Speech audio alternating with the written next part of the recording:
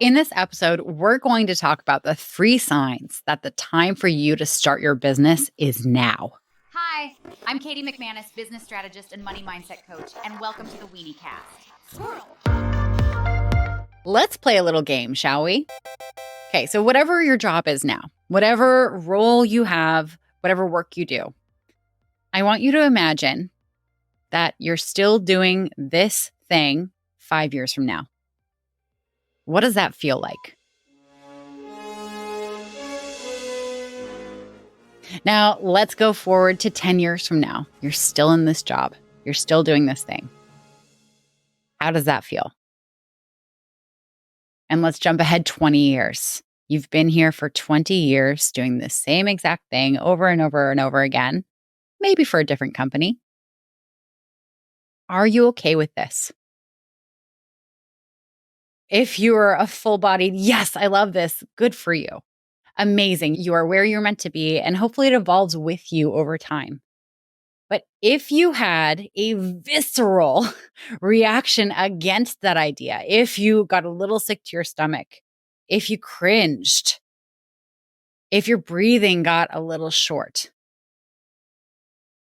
this is your sign that your time is now.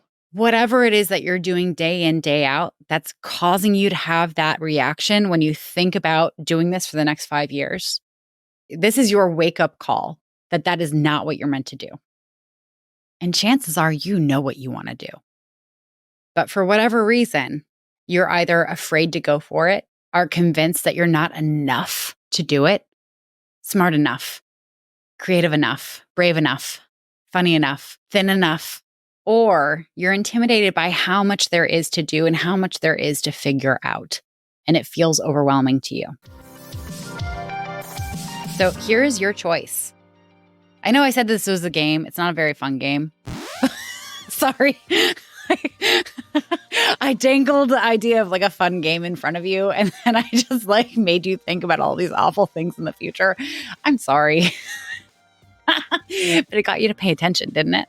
So here's the choice you have through this awful game that I'm making you play. Here's the choice. You can choose to believe these things. You can choose to be afraid of going for what you really want. You know, you are an autonomous human being. If that's what you want, I want you to have that fear. Go for it.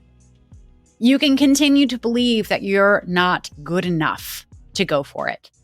I know a lot of you think that you've gotten to your level of success out of pure luck. Like, oh my God, I'm just so lucky.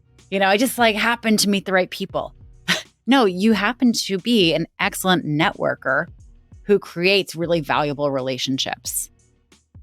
You know, I just happened to say something smart once. No, you intentionally built a knowledge base that allowed for you to make that smart comment that got people's attention. But if you want to believe it's pure luck, go for it. You might also have some imposter syndrome. You might think that you have everyone fooled. You know what? If you got this far by fooling people, good on you. Good on you.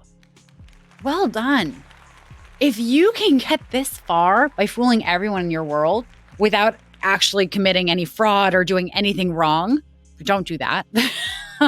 But if you fooled people into thinking that you are competent and you get the job done, you can continue to think that, you know, you're fooling everyone, or you can start believing that you actually do know what you're doing. There's no one out there who can make you believe that except for you. And sure, going for what you really want is scary and big, and there are a lot of parts to it often, especially if it's starting a business. And you can choose to live in the overwhelm of it, or you can choose to do something about it. You can choose to seek out help. You can choose to just be overwhelmed and do it anyway. My favorite question right now is, what if it were fun?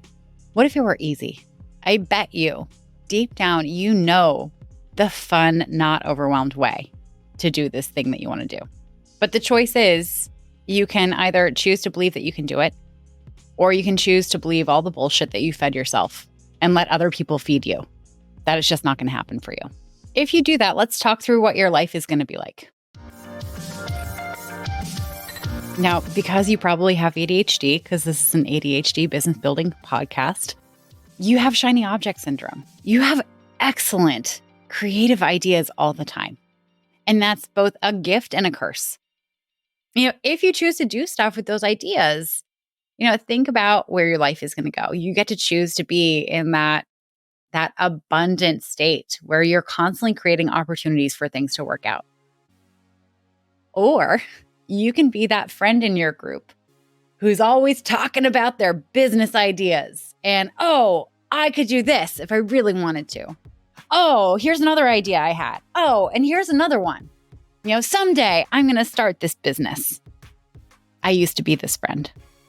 And let me tell you, it got boring really fast. I feel really bad for my circle of friends back then. They had to listen to me spew out ideas that they knew I would never act on. And it's kind of like when someone has a really massive crush on someone, but they're not going to ask the person out. So they just obsess over them. They obsess over them. They're like, oh my God, he wore an orange shirt today. I don't like him in orange. I wish he'd worn blue. Oh my God, did you see what they posted on their Instagram? Oh my God, who are they hanging out with? Do you think they're dating them? If I were dating them, I'd take them somewhere better. You're doing this in your business, in your non-existent business, just like that person is doing all that speculating on their non-existent relationship. It's boring as fuck.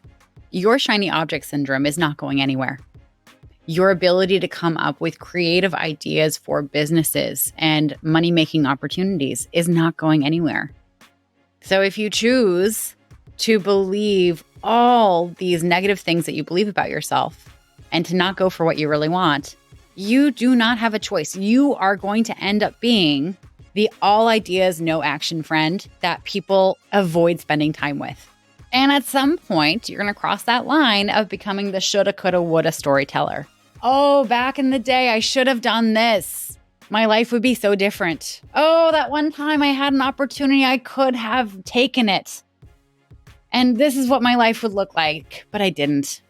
Oh, if I would have done that, things would be so different right now. I know I've talked a lot about your deathbed, and I know it's a little morbid, but don't you want to have better stories on your deathbed? Don't you want to be more interesting on your deathbed? I know I do.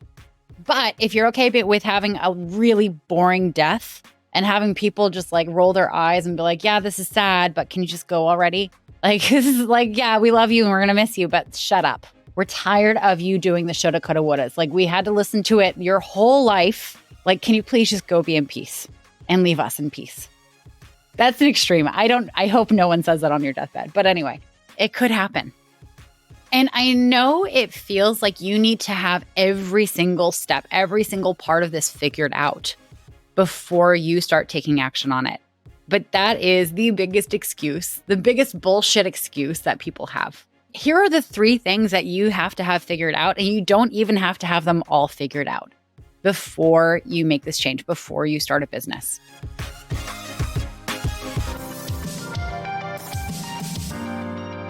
So the number one thing that you can figure out before you figure everything else out is what you want to do. Do you want to build houses? Do you want to coach? Be a consultant? Do you want to tutor people on the English language? What is the thing that you're most passionate about doing? Growing up, I was so jealous of the kids that I went to school with who were so sure that they wanted to be a doctor. They had no question. They wanted to do medicine. Or they wanted to get into law. They wanted to be a lawyer. They wanted to be in a courtroom. Whereas I flitted from, oh, maybe I'll be a fashion designer. Oh, I could be a teacher. Oh, I could do this. Oh, maybe I'll be a doctor. No, actually, I don't like that. I don't like science. Okay, great. Maybe I'll go back to being a teacher. Oh, maybe I'll be a politician. Oh, you know what? I'll be a news anchor. Because I'm on Harwich High School's news, sports, weather, and more every week. Unfortunately, when you're starting a business, there's no clear-cut path. Especially if you're doing something that just hasn't existed up until now. Coaching is one of those things. If you want to be a coach, I know coaches didn't really exist the way they do now 20 years ago when we were all kind of daydreaming about what we'd want to be when we grow up. So if you have a clear-ish idea of what it is that you want to do every single day, that is enough. The rest can be figured out. It's what I do with my clients every single day. It can be figured out. but you have one of the most foundational parts already decided on. This is your sign to go fucking do it.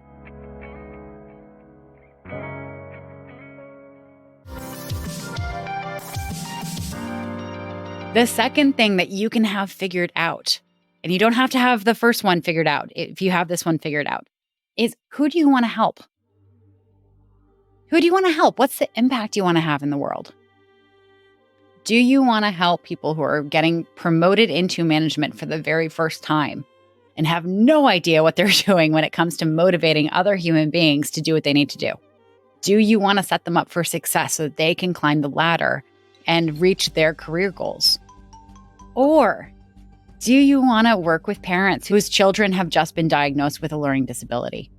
Maybe you just went through that and you want to pay it forward because you figured it out for your family and you want to support others who you know are struggling with this. You know that's who you want to help, but you have no idea how. That is fine. You have a foundational piece. Maybe you want to teach people the magic of underwater basket weaving. This one's a little harder, I have to say. There's not a big market for it, but you know what? I am a firm believer. If you are passionate enough about it, it can be turned into a business. However, you might want to save up more money for the runway to get started if you're doing underwater basket weaving. Yeah. Anyway, so if you know who you want to help, that is enough to get started. This is your sign that it's time to get started. The third thing that you can have figured out, even if you don't have the first two figured out, is what kind of space are you craving in the world? Are you craving a laundromat/wine bar with a television so that you can go and do laundry and have a glass of wine and hang out with friends and watch a show? Are you craving a cat cafe where you can go and play with cats? Hopefully you're not allergic to them because that would be inconvenient. Are you craving a community where people get to figure out their own version of spirituality together without the constraints of the beliefs of religious institutions? Are you craving a community that supports women who want to run for office? Because you want to run for office and there's no support for you. Let me tell you, if you want it, it is wanted in the world. We think that we're really creative people. We think that we're the only one who has our problems, right? We think that we're the only one who wants the weird shit that we want. Can we just acknowledge that the book 50 Shades of Grey proved this wrong, right? How many people were like, oh God, I'm really into kink, but no one else is. And all of a sudden there's a whole book series and the freaking whole world went absolutely nuts for it. Hey, if you want to start a BDSM club, there are people out there who will sign up for it. If you want a space in the world, I guarantee you there are other people out there who also want it, even if you have nothing else figured out. That is enough to start with to start a business. You don't need anything more to start now. And I know a lot of you are going to think, well, I have these ideas all the time. I have business ideas all the time, and then I move on. I get excited about another one and another one and another one. What happens if I start the business and then my ADHD takes over and I get bored with it and I want to move on to something else? Can we talk about that whole belief system for a second? You had an idea for a business. You started it. You learned all the steps to starting a business while starting this one business. And then at some point you decide you want to start another business and leave this behind. Guess what? You just gained all the skills that you're going to need to be able to start that second business. It's not like you're going to be starting from square one. You're going to be starting from square 7. You're just going to have to redo the steps to build that second business. Bonus. If that first business isn't reliant on you as the brand, you can sell it. There are people out there who buy businesses from other human beings all the time. How cool would that be if you started a business, 3 years in, it's profitable, but you're just not feeling it anymore? And there's someone who's like, hey, if you're selling this, I would like to buy it because I see it's profitable and I have some ideas to grow it. And if you're no longer interested and you want to move on to other things, I will pay you actual monies, actual dollars. I will put them from my bank account into your bank account so that you can go and buy things with them so that I can have this business. Imagine what that would feel like.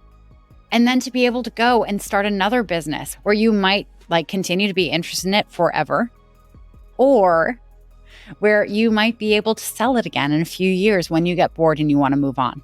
You know, once you learn how to do something once, like you learned how to ride a bike once, okay? Every year when spring comes around and it's nice weather and you can go bike riding again, do you have to relearn how to ride the bike? No. You know, maybe you got a new bike and it has like a new feature and you just kind of have to learn that new thing. Great. You learn that new thing and you're fine. But you know the fundamentals. The fundamentals do not change. Even if you stick within that one business forever, there's going to be new things that you have to learn to keep up with the market. That is normal. But once you learn how to do something once, you're not going to have to learn how to do it again.